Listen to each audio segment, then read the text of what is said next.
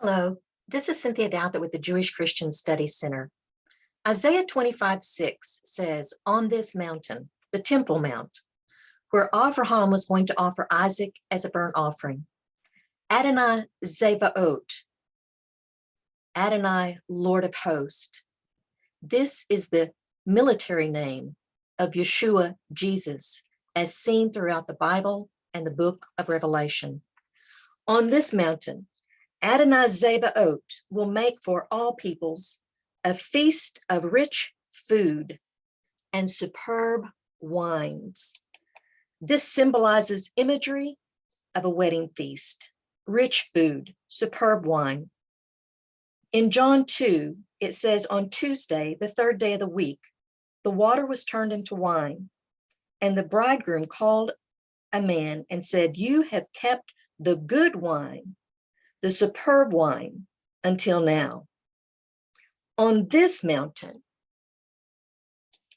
he will destroy the veil which covers the face of all peoples, the veil enshrouding all the nations. In verse 7, the veil, the Hebrew word in this particular passage is masecha. Masecha. Interesting, the word masecha has several imageries associated with it. The golden calf is called a masecha. It was a false god to worship. It was set up in the place of, or as a visual, in Exodus 32. And the people demanded Aaron, make us gods to go ahead of us. And Aaron melted gold into a shape of a calf. And they said, Israel, here is your God who brought you up from the land of Egypt. Aaron then built an altar in front of it and proclaimed tomorrow would be a feast day to Adonai. The next day, the people offered burnt offerings and presented peace offerings. And afterwards, they sat down to eat and drink, and then they got up to indulge in revelry. Adonai tells Moses, the people have cast a metal statue of a calf, worshipped it, sacrificed to it, and said, Israel, here is your God who brought you up from the land of Egypt. They set up something in place of the one true God. The golden calf was a false representation or a covering of the one true God.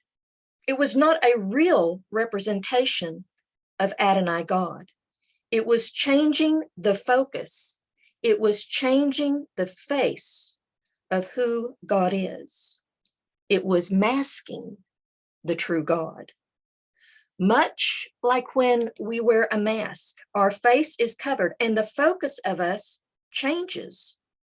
When we wear a mask, it is not a true representation of our face. And let us look at another meaning of masecha, or veil. A veil does not mask or cover a face. And we see the veil associated with the Holy of Holies. As we have looked at Isaiah 25:7, it says the veil or the mask which covers the faces of all the people, the veil, the mask enshrouding all the nations. And doesn't that seem like where we have been? The root word is related to weaving.